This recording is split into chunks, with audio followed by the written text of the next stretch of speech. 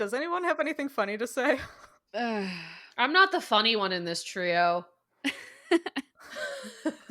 I'm the horny one.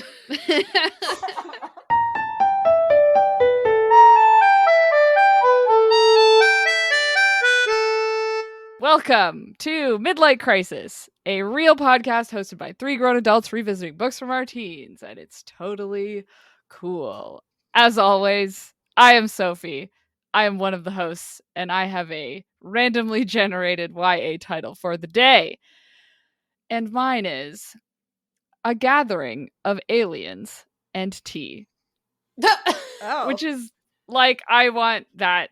Yep. Yeah. Yeah, I want that book. Is that a bunch of aliens just talking gossip? Because I want that immediately. Oh. Yeah, like this is the tagline for a Becky Chambers book. Like 100%. this yes. is Wayfarer's 6. Yep. Yes. It sounds good. I'll read it. Anyway, who are you guys? I am also a host. My name is Sam, and my randomly generated book title of today is A Nation of Twilight and Mansions. Whoa! Oh. I hate that. Yep, so do I. I thought it was quite fitting, though, considering we are in the Twilight Mansion currently. That's us. I was going to say, is that book the US circa 2006? 100%. Love that for us. Right. What about you, the other one? I am the other one. I also liked the host. And my randomly generated YA title for today is A Masters of Rabbits and Piano. Oh. Aww. That would be a fun master's degree. I don't know what it be. is, but... Does Watership Down have pianos? No, Watership Down is like, I almost said contemporary, but it's like realistic about rabbits. They don't play the pianos. But like in the movie, there's probably like a dramatic piano song, right? Oh, probably. Does Redwall have pianos? I don't think they have pianos there either. No, I think they have like... They have like string instruments. Yeah, like drums and flutes, I think. Yeah. So that when I get a master's degree in literature, I'm not doing that. This is it. This is what you'll do. Yep. Find the animal book that has pianos in it. maybe Bunicula? Yeah, that's the one for sure. A deep literary analysis for 2 years on Bunicula. I'll set it to, you know what it's gonna be? I'm gonna set Bunicula to music. Ah, there you go. Score it on the piano. There you go. I do not have the skills for that. Nope. Okay, I'll help you. Great. Sam will Perfect. Yeah. Your second master's degree in rabbit pianos. Yeah.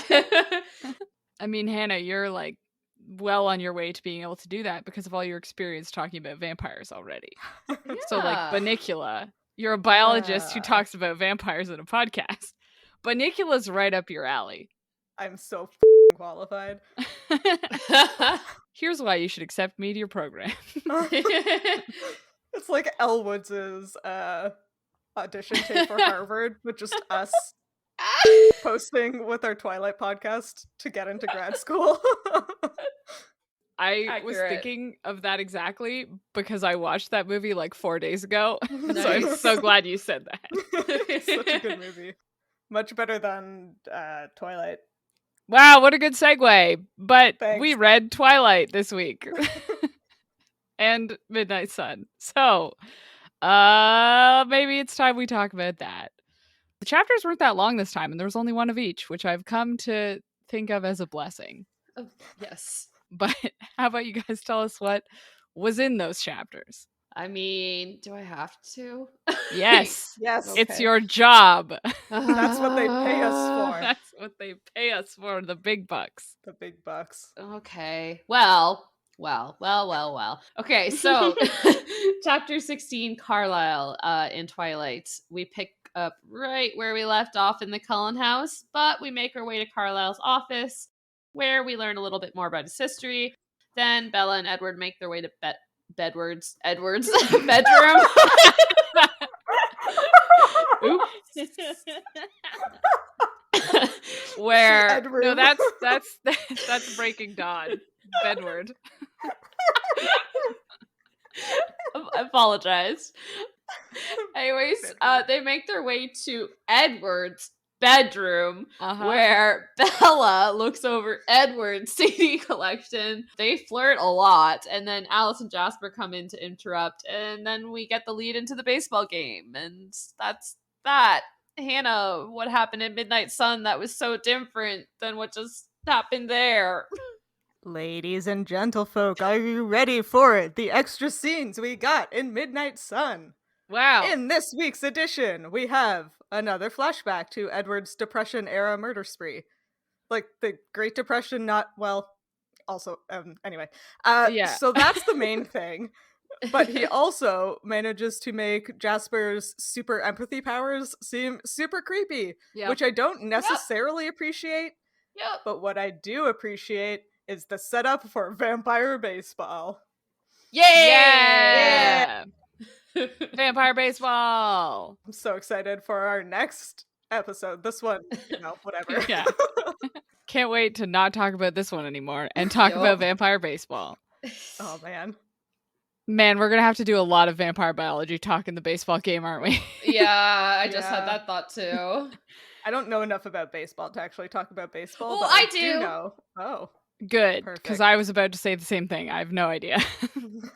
Yes, the years of working at a baseball snack bar and scorekeeping for my brother's team has paid off. All I know is that I've been to a lot of baseball games with my coworkers / friends. Yeah. And I don't pay attention to any minute of it, but it's so long. Yep. It's so long.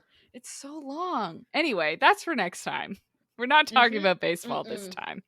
Yeah. I mean, there are just like a couple terrible parts in this chapter. One where you realize that Carlisle can hear Bella's heartbeat like skyrocket when Edward interacts with her, which I hate. I hate it a lot. It's real bad. Oh, it's just so invasive. Without it, like, I know they can't help it, but it's just so invasive. Yeah. You could never go to the bathroom in that house. No. Ever. This is a running theme with you guys. Okay. That is not what I was thinking. You've met me. I always have to pee. This is a great point. And as someone who has just started dating someone, like, strategic bathroom is a very, very real concern. I am just saying. That's a great point. Especially when there's only one bathroom. Anyways. So wait, if you didn't think about peeing, Sophie, what was your concern? My concern was that Edward, like, touches her and her heart goes up and I'm like, oh god, Carlisle knows she's horny. That's terrible. Yeah. Oh my god, yeah, if my dad could tell that like the sentence I wrote was, imagine your boyfriend's dad could hear that you were horny for him. I was like, no. I don't want it. It's terrible. Terrible bad thoughts. I don't like it. Yeah, and then I mean the equally terrible thing was, like he said, the Jasper thing at the end. Oh my gosh, yeah.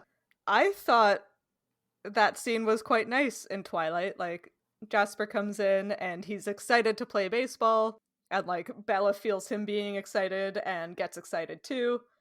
And like, I mean, I am a weird Jasper simp, so like maybe I'm reading too much into it, but I was like, oh man, it's really cool that like Jasper's having this nice moment with Bella and Edward.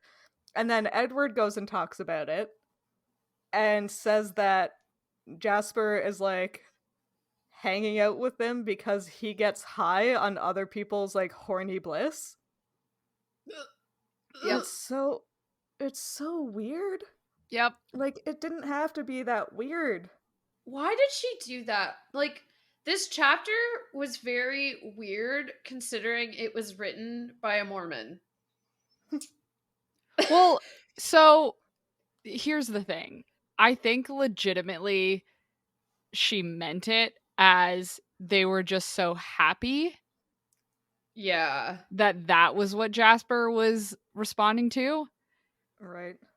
Because like throughout the chapter, even like in both sides, unlike previous chapters, there's no intimation that it's to do with horny. True. Right? It is just like Edward describes himself as being happy a lot and, I don't know, smiling, like whatever. But like Jasper's been living with Esme and Carlisle and Rosalie and Emmett, who are clearly like very happy, perfectly matched, blissful soulmates. Mm-hmm. So why is it that he's suddenly now like hanging out with Edward and like overwhelmed by all of this romantic happiness? Yeah. Maybe because it's like he doesn't want to hang out with Edward because he's such a stick in the mud all the time. So now he's like, I do actually want to hang out with Edward. Okay. I mean, yeah, fair. That makes sense. Yeah, I buy that. I mean, like, I feel like in reality, if he was like, these people are horny for each other, that probably would be a fairly intoxicating feeling to feel. So it would probably be something that he would do. Yeah. But yeah. But in the Why reality would you that do we're this? creating, it could not be that. Okay, but also this like threw me off because it was just like it's a very small point. But did you notice that when they were in Carlisle's office, one of the paintings has an orgy in it, and like it specifically says there's an orgy in it, and like I literally had to put the book down because I was like, this was written by a Mormon. The Mormon purposely put an orgy in her book when that painting could have been of anything else, but why is it an orgy? She's horny. No. I hate it. Is that the painting where we get the first introduction in this series to the Volturi? That was the same one, right? Yeah. And it's just like briefly mentioned. It's just like like a blip on the page, just like orgy, like very nonchalant. But like knowing this was written by a Mormon and knowing everything else, I was like, what? Okay. I did look up Francesco Salamina, which is the name that she gives, or he gives, I guess, Edward gives. Okay. You know, Stephanie Meyer gives. He like largely paints very chaotic but like religious scenes. So I think what Edward says is like it looks like a cross between an orgy and a war or something like that. And like Solomina like does depict these like big scenes with a lot of people in like rooms that are very opulent, but it's not orgies. Like people aren't naked. Ew. But you know, this was not an official piece. This was, I guess, fan art that Solomina made. I swear I read the sentence like multiple times because I was like, what? What? Surely no. Let's see if we can Oh find yeah, no wait. It says half the thrashing figures seem to be involved in some kind of orgy. The other half in a violent, bloody combat. Yeah, so like half of it was war and half of it was orgy. Because I remember reading it multiple times because I was like, did I just misread this? Okay, well, are the Volturi like, do they do that kind of thing? Oh, good question. I mean, I wouldn't be shocked. Aren't they like mated? And vampires seem very monogamous, right? Yeah. True. But like maybe millennia old Italian vampires do it different. Well, yeah, plus like the way it's phrased is like he did this art with them as the gods looking down on the people, and so this is just how he depicts people. I guess that there's one specific painting that I was looking at that like seemed pretty on brand, and there is like a lot of people just like thrashing around on the ground. Okay. It's got like angels in the sky, people thrashing around. There's like other people up a bit higher looking down. Oh yeah. Yeah, I don't know. I've seen this painting before. Yeah. Yeah. The one, it's like the one with the guy on a horse right in the middle. Anyway. Yeah. You know that one. You know that one. If I guess I should say the name of it so that people know what it is. The expulsion of Heliodorus from the temple is the one I'm looking at. But anyway, doesn't matter. I have a very important thing that I just want to say about this whole family. Yeah. Uh-huh. So before the podcast, in our chat, we were talking about how weird it was that Carlisle would choose like a 17-year-old Yeah. for his forever companion. But like, Yeah. Carlisle is 23. They're all so young. Yeah, so Carlisle's Wow. 23, Esme is 26, Emmett is 20, Rosalie is 18, Edward is 17, Alice is 19, and Jasper is 19. So like Oh Yeah. my god. so like this isn't really like a kid dad scenario. That's the thing that always felt weird to me, is that they are developmentally very close in age, but have established such a strong father-son type bond. Yeah, like because we've kind of gotten the impression that Edward is 17. Right? Like he Yeah. acts like a 17-year-old who is also 100. Yeah. But Carlisle acts so much older. Is that because Yeah. he was born in a time when you are 23, you are like way closer to death than you would be at 23 now? I would say yeah, because like it's also a common theme you see in fantasy, right? That like Yeah. characters in those kinds of eras tend to be a lot older just because they have to grow up a lot faster than in modern days. Right. But it's definitely interesting because like I can't even imagine Carla as a 23-year-old. Like I knew Right. 23-year-old me. Like I was such a dumb little shit at 23. Exactly. Like I can't even envision that with him. That's wild to me. Wild. Yeah. So does that mean Esme is the only one who has a fully developed brain? Yep. Yeah. Dang. Dang. No wonder Esme's she the just only like adult. keeps away. Yeah. Yeah. She's just like, I'm just gonna keep to myself. Yeah. I don't want to deal with these people. All these obnoxious teens Oh my with god. their drama. I think I have about like the same age gap with my roommate as Edward and Carlisle do. And the idea of that being treated as anything other than like friends or like sibling-esque is just horrifying to me. Yeah. It's weird. Yeah, for like Emmett in my brain is what a 23-year-old dude Yes. is in my head.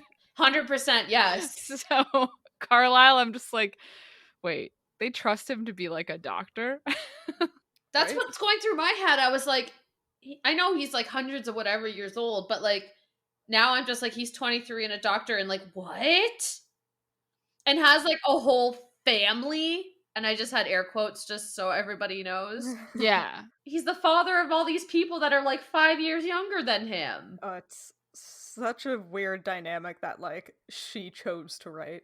She made this choice. Yeah, like even if like why not just make him 30? Seriously. Yeah. Or just even like if she wants them to be those ages, I still don't understand why they all just don't pretend to be adults. Be like, yeah, we are all like friends. It's totally normal for like a bunch of friends in their early 20s to live together for like 10 years. Yeah. Yeah, it's like, why do they have to go back to high school every time? Why can't they just automatically start in college? Yeah. Like, that's more realistic. They had to meet Bella, that's why. Ugh. Yeah, but Bella could have been 20 also. Okay, we're just saying this because we're old and we don't want to read about teenagers. You know. Okay, yeah, you know what? You didn't have to call us out like that. I'm just saying. It gets more and more unrelatable with every passing month. Yep. We're gonna be in 10 years we're gonna be reading YA on this podcast and we're gonna be like, these kids these days these YA books. I'm gonna be like, that 28-year-old is dumb. Yeah. Yeah, we're gonna be like, I can't believe this main character who's almost 30 is acting like this. You're only 28. You're only 28. Yikes. When I was 28, I didn't leave my apartment for a year. That's a lie, but feels like it though. Feels like it. Sure feels like it. I feel like the pandemic is gonna end and suddenly I'll be 35 and like not have noticed how I got there. Yeah. Yeah. I'm pretty sure today is the 1-year anniversary of my workplace closing last year, so we're all Yeah, having a great time. I think Yeah. it's the 1-year anniversary of when I got home and locked down. 'Cause Yay! I was supposed to be on vacation for spring break in a different province, and then I got there and then spent the next 3 days trying to get home. Yep. Yeah. Whoops. Whoops. Anyway, not that. Let's talk about annoying vampires instead. Yep. Yeah. So Carlisle gets turned into a vampire and is so horrified by what he's become that he tries to kill himself in a variety of ways. One of them is he attempts to starve himself to death, which apparently is impossible. And I would like to talk about that. Yep. Yep. The only thing I can think is that it's impossible in the sense that, like, a vampire will descend into a feeding frenzy before it will die. Mm. Right? Like, Carlisle, that didn't happen to Carlisle, but maybe it just wasn't long enough, you know? Yeah, I was thinking it could be something like there are some animals that can go months or years without eating. And like they can starve to death eventually. But it was like maybe they're like tardigrades, and tardigrades can go like 30 years without having to eat, right? They can go into cryptobiosis. Like maybe vampires can go like decades without eating, but I can't imagine that they can just go indefinitely. That doesn't make any sense for... Yeah. I was gonna say for a living creature, but according to Edward, they're not living. Yeah, Ugh. plus Carlisle says that, or not Carlisle, but it says that, like, he got weaker. Yeah, So which is interesting. I just feel like they can go a really long time without feeding, but at some point they have to. But Yeah, maybe it, like, is not under their power to control anymore. they just end up succumbing to instinct, I guess. Yeah. But like, what if you were, Like, locked up or something. yeah, Yeah. like locked in a Yeah. coffin or something? Great point. Like, buried underground. Well, I Yeah. mean, we've already determined that Edward can, like, punch a hole through the earth.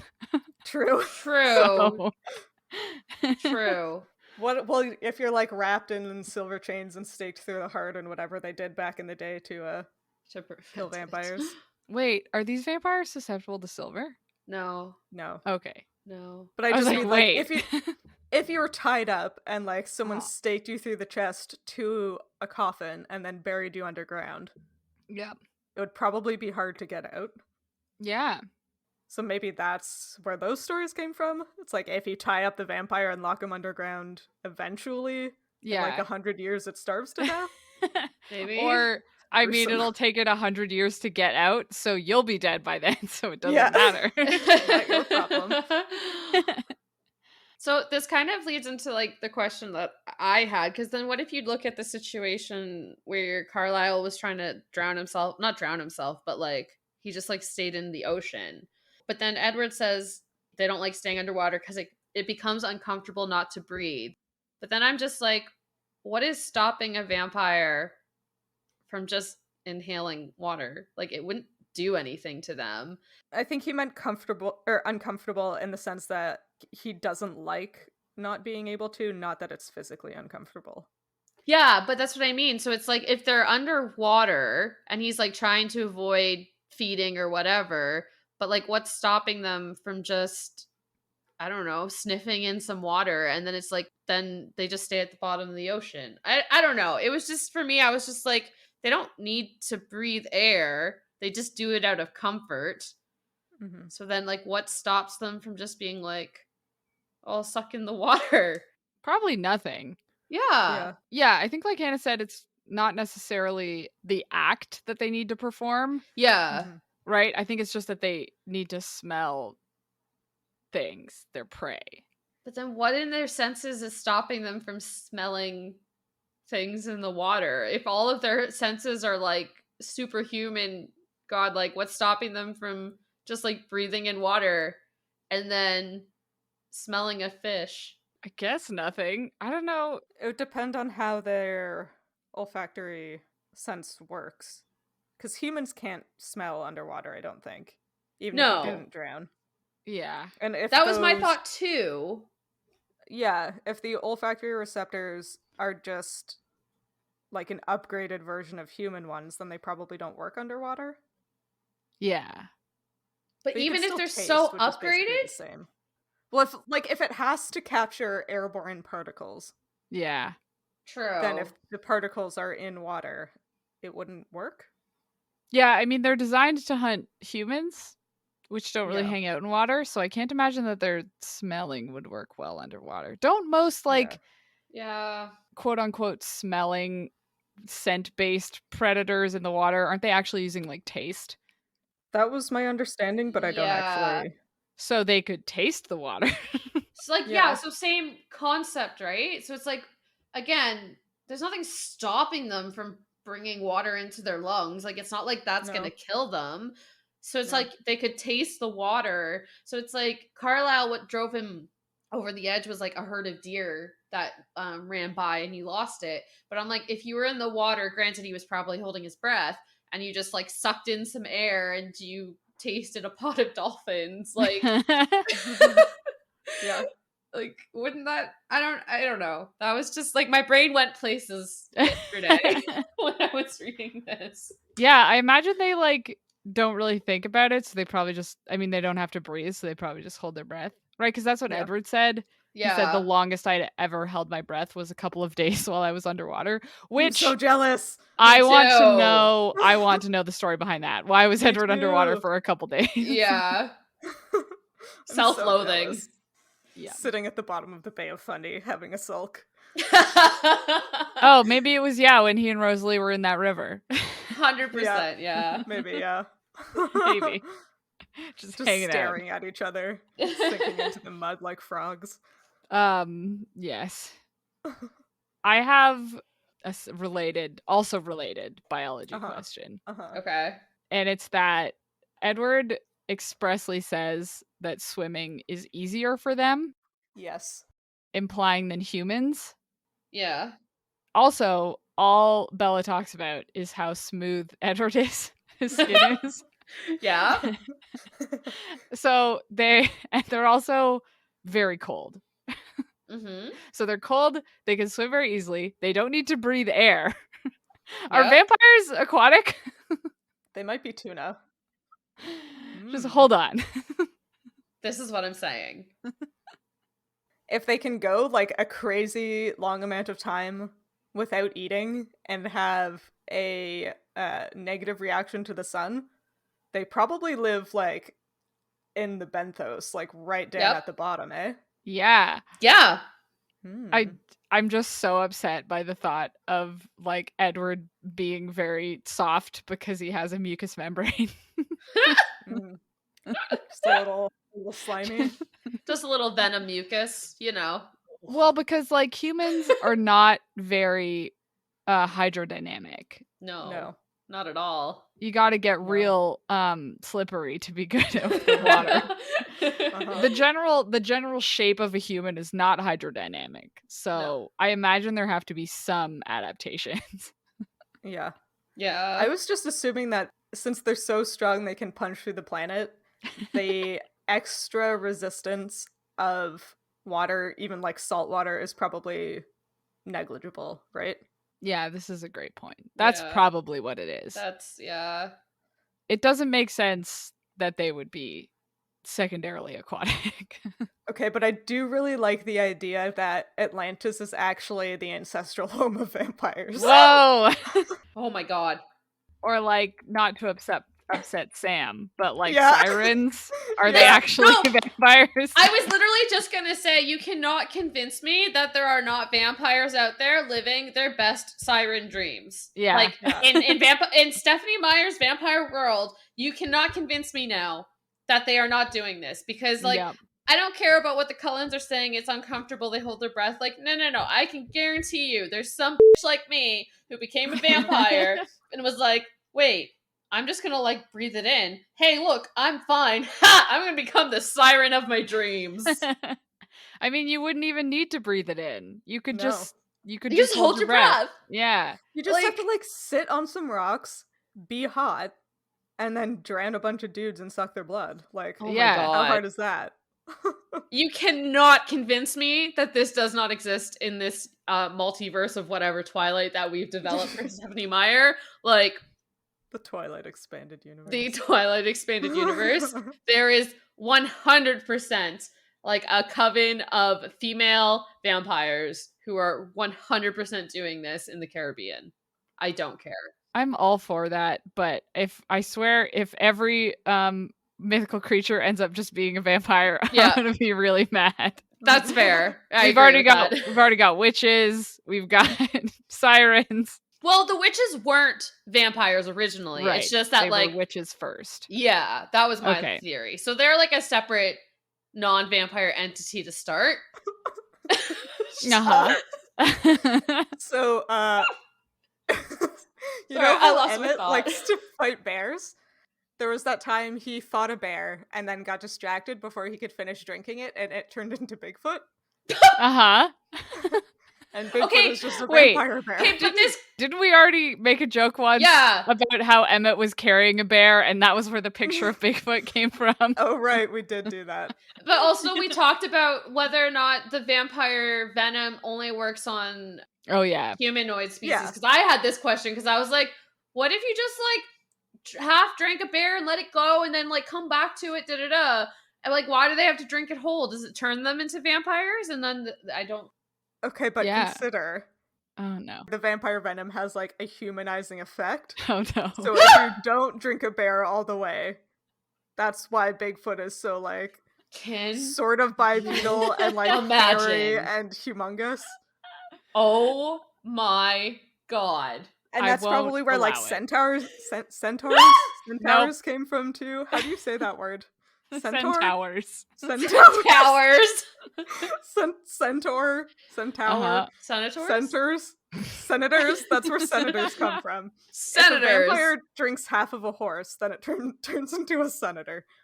I mean, is that Mitch McConnell? And it No. filibusters. And it filibusters for days because it doesn't Yeah. need to breathe It doesn't or need to sleep. breathe or sleep. So in conclusion, Sophie, yes, all cryptids are vampires. No. Yeah. Okay, I just sorry. Anytime I think about cryptids, I inevitably start thinking about the Fresno Nightcrawlers, which are just like. Yeah. Do you remember that vine of the girl with her arms in her pajama pants and she was just like two big legs? That's essentially what the Fresno Nightcrawler is. and I just want the vampire that doesn't have any arms is the Fresno Nightcrawler. That would Oh have my to God. be something like, I don't know, like a bird. The one that's been tumbled through the Yeah. Bam Fundy. Or like a raccoon. I feel like a raccoon, if you tried to turn it into a person, would look like that. Mothman is just like a moth that I don't know. They like sneezed and a droplet of venom got on a moth. It was like on somebody Yeah, when a vampire bit them. yeah. Oh my god. In the splash zone. Oh, I hate it. So, wait, is the Loch Ness monster like a prehistoric? Yeah, vampire that hybrid? was bitten so long. Wait, hold on. Wait, no, stop. Everyone, stop everything. Humans didn't live that long ago. No, but like, it's funny. Yep. I mean, okay, Oh it could my be. God. I'm torn between like a crocodilian or an elephant. Because I really Oh. like the Nessie photos are elephants theory. Yeah. Right. Wasn't there? There was Well- like a joke a while back about how every cryptid is just bears stacked on top of each other. Because someone got a picture of like, I forget what it was, but it was like just two bears when they got the picture clarified. Anyway, it's like that, but with vampires. No, you know what the night crawler things are? Pedemolins?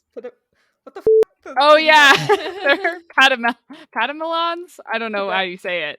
Patamelons? Small Yep. marsupials of the genus Thylogale that are definitely not Tasmanian tigers. They're definitely not thylacines. But they could be. Maybe thylacines are just vampirized versions of those little guys. I was just so sad, you guys. I'm still not over it. It was just so disappointing. The picture didn't look anything like a thylacine. Anyway. Whatever. It's fine. An alternative theory for the Nessie, which goes into another vampire biology theory that I had. She's a Triton who got lost. I was just gonna say, this is really throwing me off right now. Me too. Sorry, we'll just call it the Loch Ness Monster and not Nessie, which is the name of Sam's character in the D&D game we play. And also the name of Bella and Edward's child. No! You named my D&D character after a Twilight character? Yes, I think you did that. Oh, it was Hannah. My character's name is Neslim. And then Hannah was like, I'm going to call you Nessie. It was that or Slimy, so both. True. But that's besides the point. My theory is, and I sorry. don't know why we haven't thought of this before. Okay. Well, maybe we have actually, is that the vampirism is like a very elaborate parasitism event. Mm-hmm. Mm-hmm. And so, well, the Loch Ness Monster thing means the parasite could have existed way before and could have happened. Yeah. Oh my god, is the Loch Ness Monster the original vampire? The original. Whoa! It's like one of bit some those Scotsmen, and then that guy just went around biting people. One of the early Gauls or whatever. Yeah. Ooh, I like that idea. Damn. Yeah, Nessie is the mother of all vampires. Because this takes care of the theory that like they can't reproduce, so how could there be selection? Because the parasite can reproduce. Yeah, that makes sense. Yeah, I would buy that. Because I went on the most horrifying deep dive, and by deep dive I mean I read like two review papers on like parasite mind control, how parasites manipulate cognitive functions in their insect hosts. Love that. And like suffice to say, parasites can do whatever the hell they want. Yeah, true. So like they could turn a human into a vampire. Yeah. I mean, this is legit.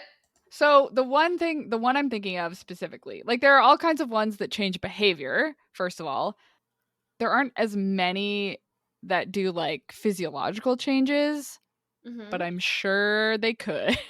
Yep. Yeah. Based on changing like the ganglia in their prey. I'm sure they could change a human into a rock. Isn't there a cordyceps that like makes its host change colors and like flash? Oh yeah. Yeah, there is. Yeah. Oh, and there's that snail one too that does that with their eyeballs. Yeah. There's currently extant parasites that cause like refractive changes. Yeah. In the skin. The one I was thinking of that like lent more credence to what I was thinking was the toxoplasmosis, which is Toxoplasma gondii, which is the one that your cat can give you.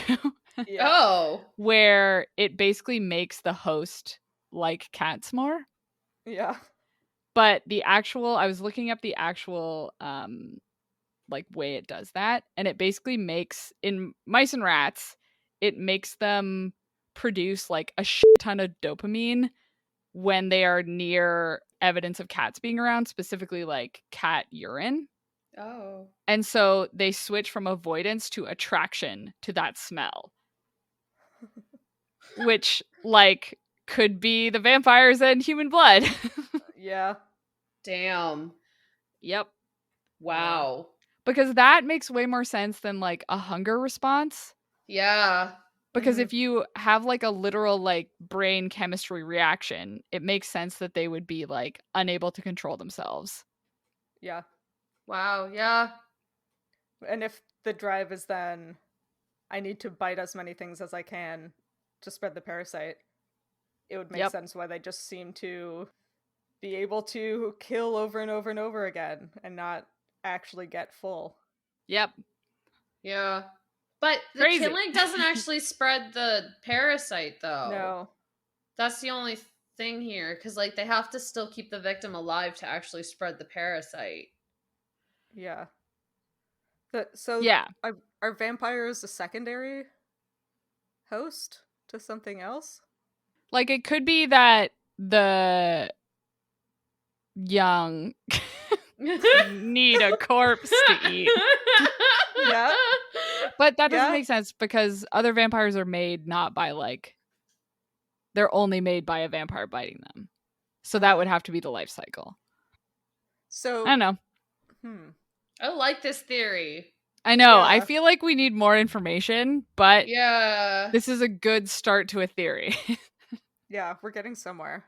Yeah, the only roadblock I'm finding is that like they usually kill their victims and that wouldn't spread it. That's the only thing I'm trying to like debunk in my brain right now. I wonder if there's like a tertiary host that is some kind of like small decomposer that would find the body of a person or a bear or a mountain lion that had vampire venom on it or in it and be attracted to that. And then that's the host that the parasite actually wants to get into for some reason. Oh, well, what if that's like a holdover? Like what if there used to be a different host? And that's why there's such a high mortality rate? Like what if it was something to do with like the dead human body would then be like eaten by something else, which would incubate the baby, which would then transfer back. Nope. Nope. You almost tricked me. I almost said yes, but nope. No way. But because you get stuff like that where like avocados Yeah. exist for like mammoths and giant ground sloths to eat. Yeah. But they don't exist anymore. So it's like the avocados are like, good thing humans are here. Elephants have a culture of touching bones of deceased loved ones and also like to investigate if they come upon bones, they'll try to figure out if it was someone they know. So it could have been mammoths. Maybe. Elephant culture is very heartwarming. Aw. Yeah. Yeah, they have funerals and they'll like come back and like taste the bones of family members that they've lost and like take care of them and cover them up in brush and stuff like that. Dang. So it could be that these parasites are trying to get into mammoths and humans hunted mammoths. We know that these two species exist in the same ecosystem together. And maybe like if a human dies, the mammoths will like come by and see what's up. And then elephants do a lot of investigation by taste. So it would be pretty easy for a vampire venom parasite to get into the mouth of an elephant that was touching a dead human. Okay. Oh my god. I really like this, but I feel like it would make more sense to just it's a cave lion. Because those already bite things. Yeah. But I like the concept of it. I love it, but I'm just saying, based on the fact that vampires bite humans. Yeah. I mean, I guess. I just like thinking about elephants. I mean, oh my god. Oh my god, wait. Oh my god. Uh-huh. What if it's like bats? Oh. Because then that's how we would get the myth of like vampires can turn into bats. Because like it drives the vampire bat or whatever to just bite a bunch of humans. To spread the disease. Yeah. There's definitely something there. There's gotta be. because what if it's like, I don't know, like the parasite like makes them pretty feral in their first couple weeks, it sounds like. I think it's the first couple years. The first couple Yeah. years. So they Yeah. like run out into the forest. And in olden times, that used to be where bats were. So they would like get preyed on by whatever. Okay, wait. So is vampire skin only impervious to bats? Or That's a only great pervious to question. bats? Yeah, didn't think about this. Never mind. Listen, we're going to have to come back once there's more information. We'll put a pin in this. Yeah, we'll put a pin in it. Yeah. We've been talking about it for a long time already. We really have been. It's fine. I didn't have much to say about this chapter anyway. Yeah. Anyway, vampires are parasite-ridden Yep. butterfly Yep. aquatic humanoids. So it's like a mola. Yeah. You know those parasitic crabs that the internet's been going crazy about? Yeah. It's like that, but it's a parasitic moth that Yeah. infects a human. Yes. Hence the chrysalis period. Yes. Damn. So the first vampire was either from Atlantis, the Loch Ness Monster, a moth, or some bats. Yeah. Yep. You know, all of those things that are very closely related and all make sense. Makes the most Flawless. sense. Yep, flawless logic. Love it. Well, to get back to this chapter a little bit, Uh-huh. I've decided that I've pivoted on Bella just like not being afraid of Edward. Again, I know I've pivoted a few times on this. Yeah. But I'm pro Bella not being afraid at all because like I've decided her like view of just taking whatever Edward says is like, oh, this is just like objectively interesting and not scary at all. Mhm. Yeah. It's like, you know, she's like, Edward's a predator, so he just has to eat humans. That's fine. That's just the thing that he has to do. I'm not going to judge a predator for eating prey. I mean, She's yeah. very clinical about it. Yeah. Yeah. She's got like very good science mindset where she's like, Uh-huh. this just has to happen. It's the natural order of things. True, yeah. That's my thought. I like the part in this chapter where Alice shows up and she says, "It sounds like you were having Bella for lunch, so I wanted to come see if there was any Oh my left over." god. And Bella's like far more chill about it than Yeah. Edward. Yeah. Or well, actually, I think Bella thinks she's serious at first. Yeah. But they don't know each other well enough to make jokes yet, so that makes sense. Yeah. I was surprised how chill Edward was about it. Yeah, it was a little out of character. Just a wee bit. Considering like the chapter before he like reacted so poorly to Bella's joke. The Yeah. exact same joke. The Only exact same breakfast joke. instead of lunch. Yep. Yeah. Bella for every meal. Oh. I mean, that's how most other vampire books do it. So, Yeah, she would be The snack. a submissive The blood snack. slave. Yep. You know, that totally normal thing. Yeah. yeah. Kind of on that note, Edward calls not eating not eating humans a life of abstinence. Yeah. Which I hate. Mhm. Like, Mhm. stop implying that you're boning all these people.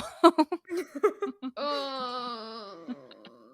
I was like, Edward, you expressly are living a life of abstinence. Like, I don't know what you're talking about. Like, yeah, not just in the eating sense, and Yeah. the every sense. Yeah.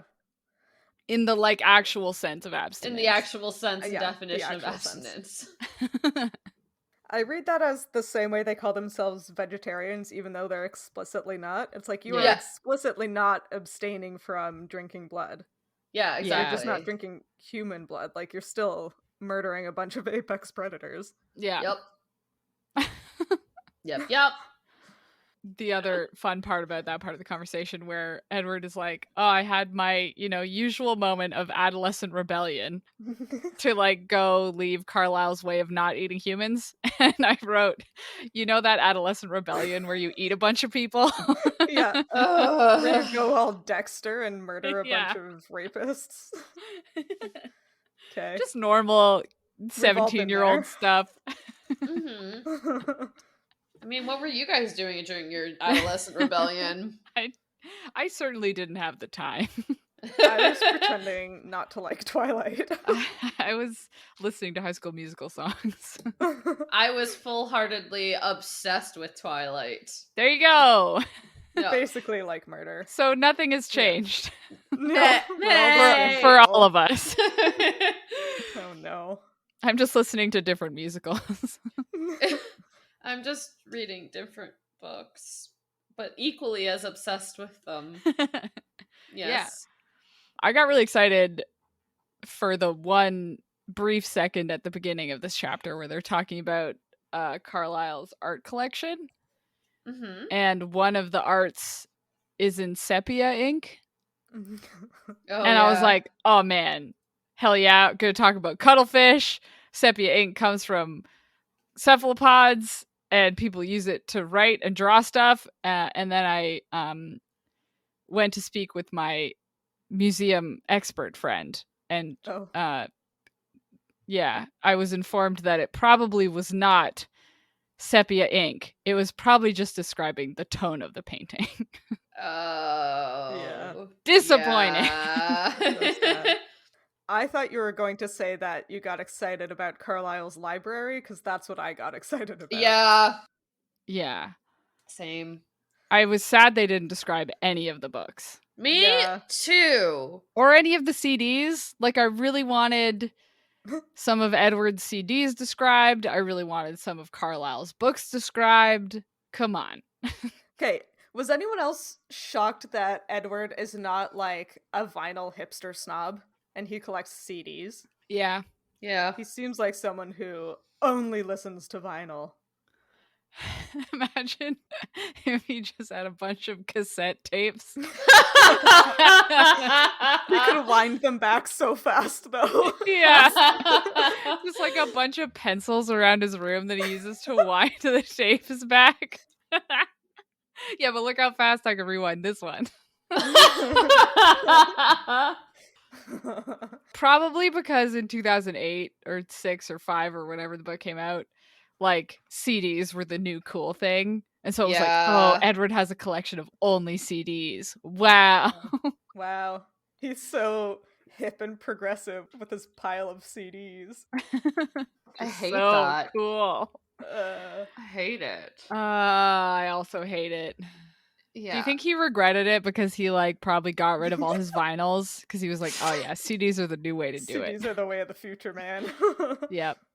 Maybe he just has those like wax cones that were before vinyl. I have The no idea what? what you're talking about. The precursor to records were wax cylinders that you could play music from. I swear this is a thing. I don't even what? Wax cylinder recording. I have no idea what you're talking In the about. late- I'm sorry.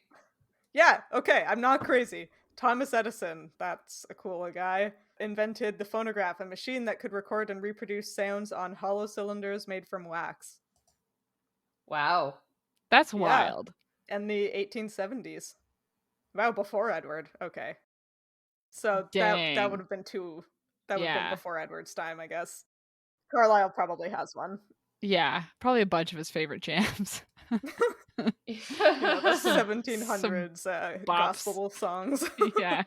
I do just want to say I looked up when the CD was invented. Basically, the peak or the first like big peak of CD sales was in 2004. So this is why this book Oh, in okay. 2005 was like, oh man, CDs. Oh, Gotcha. Yeah. That makes sense. They were invented in 1982, so yeah, like I had CD games before then.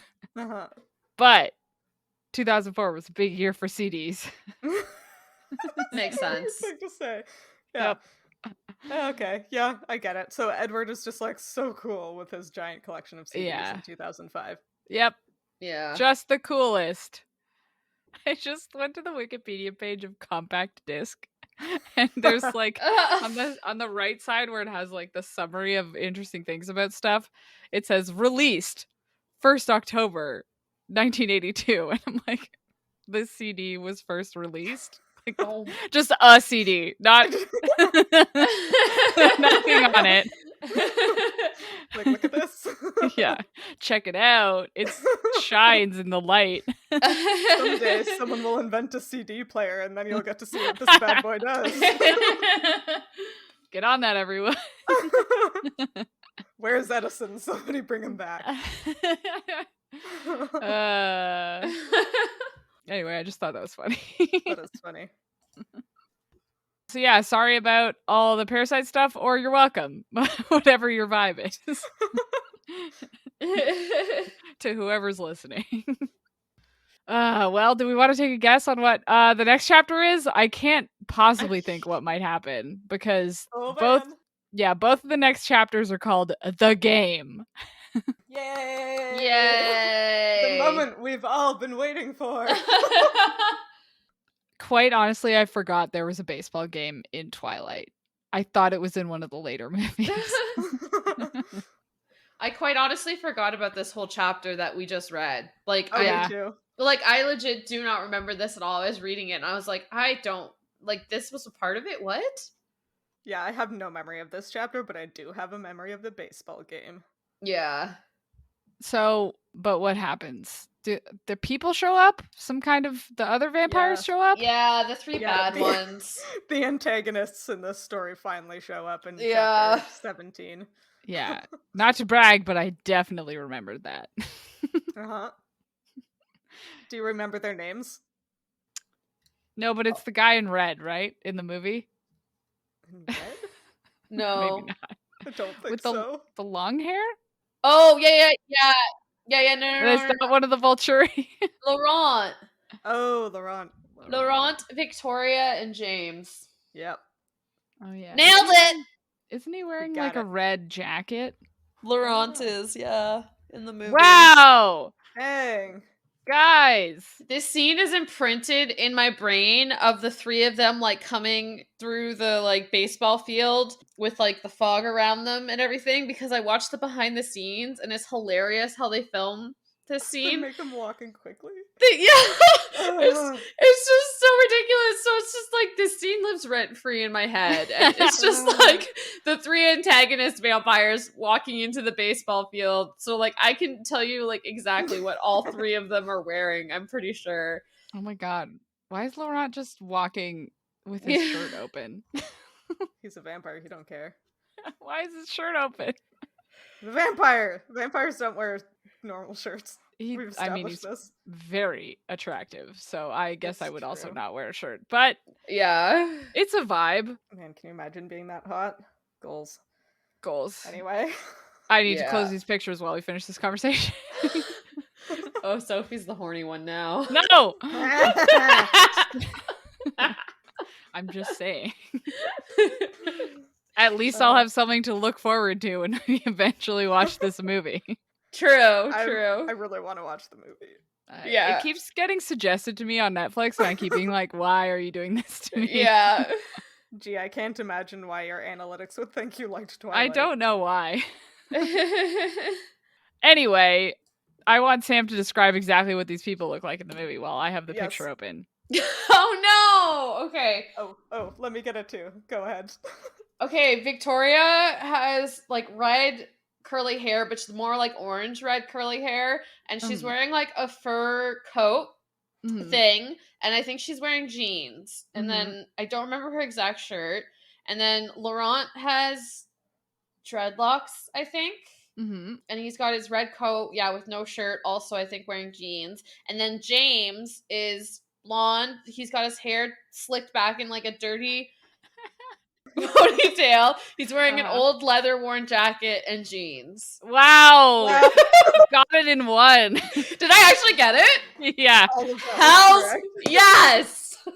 It's weird because the Laurent like promo photos have him in a redder jacket, but in these stills from the movie, it looks like it's orange. I gotta look this up now. I need to, and you validate myself. Yeah, and you can't tell what her shirt is because the fur thing actually covers her shirt almost entirely.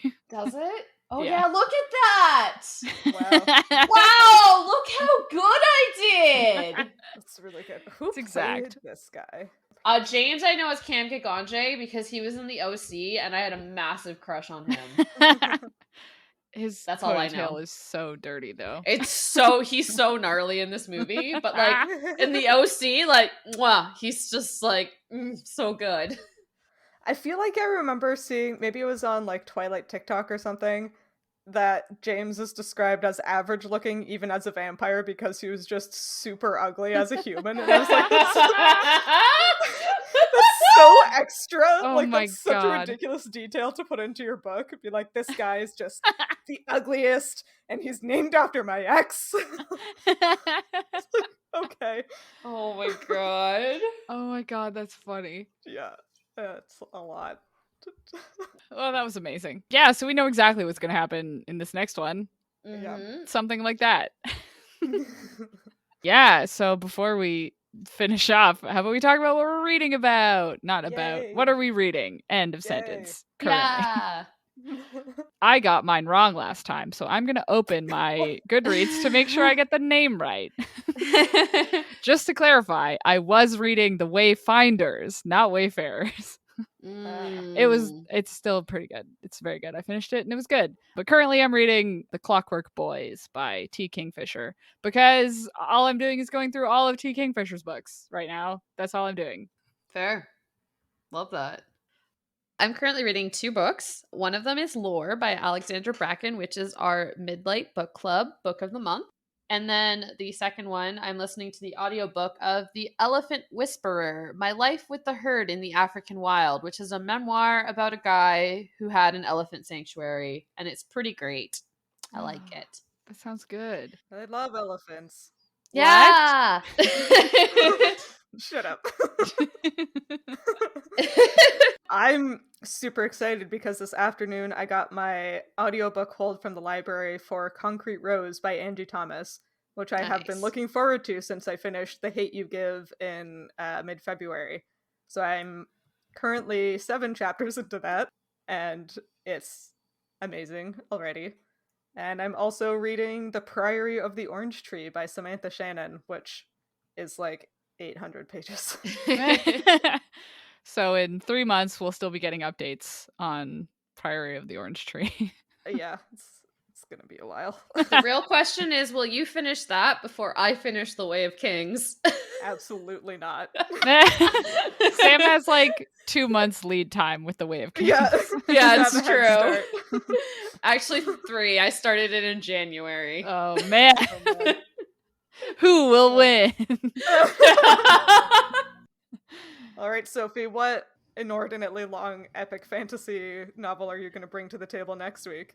Damn, I'm upset that you qualified fantasy because I did just finish an extremely long like textbook about true. Canadian First Nations. So I think that counts. Like I think that's that yeah. counts. that's legit. So I won is what you're saying. Yes. Mhm. Okay. Yes. You did. won before we even started. Hell, yeah, that's the way to do it. Get out ahead of the curve. Nice. Yeah. Win before there's even a race. It's how the best people do it. Yeah. Yes. If you liked this chapter of Midlight Crisis, consider rating and reviewing us on iTunes or your podcatcher of choice. You can talk to us and find fun-related content on social media. We are at Midlight Pod on Facebook, Instagram, Twitter, and TikTok, and all chapters of the show thus far are available on our website, midlightpod.podbean.com, and on YouTube. And as Edward so eloquently put in this chapter of Midnight Sun,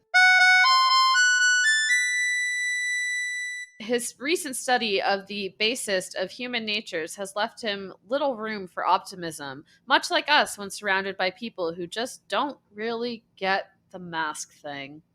God. The damn. worst.